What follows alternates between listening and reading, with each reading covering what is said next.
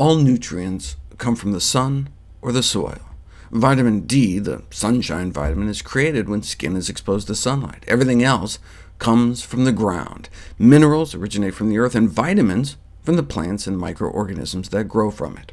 The calcium in a cow's milk and her 200-pound skeleton came from all the plants she ate, which drew it up from the soil. We can cut out the middle moo, though, and get calcium from the plants directly.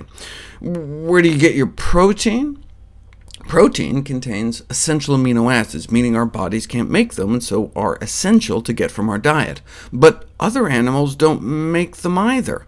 All essential amino acids originate from plants and microbes, and all plant proteins have all essential amino acids. The only truly incomplete protein in the food supply is gelatin, which is missing the amino acid tryptophan.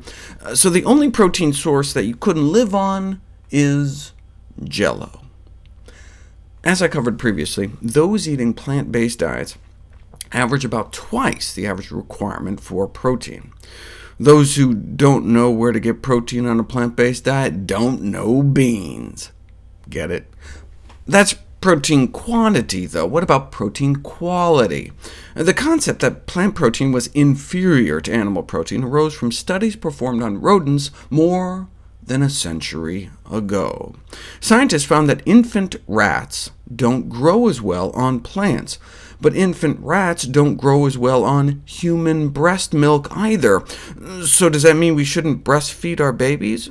Ridiculous. They're rats. Rat milk has 10 times more protein than human milk, because rats grow about 10 times faster than human infants.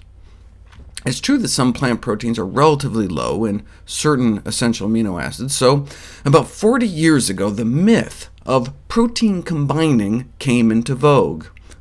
Literally, the February 75 issue of Vogue magazine. The concept was that we needed to eat complementary proteins together, for example, rice and beans, to make up for their relative shortfalls. This fallacy was refuted decades ago. The myth that plant proteins are incomplete, that plant proteins aren't as good, that one has to combine proteins at meals, these have all been dismissed by the nutrition community as myths decades ago. But many in medicine evidently didn't get the memo. Dr. John McDougall called out the American Heart Association for a 2001 publication that questioned the completeness of plant proteins. Thankfully, though, they changed and acknowledge now that plant proteins can provide all the essential amino acids, no need to combine complementary proteins.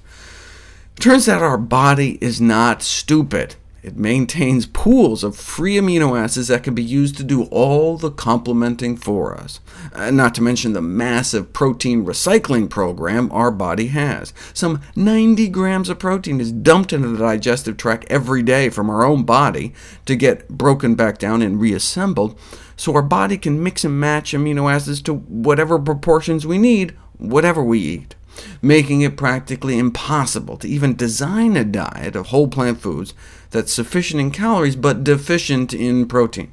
Thus, plant-based consumers do not need to be at all concerned about amino acid imbalances from the plant proteins that make up our usual diets.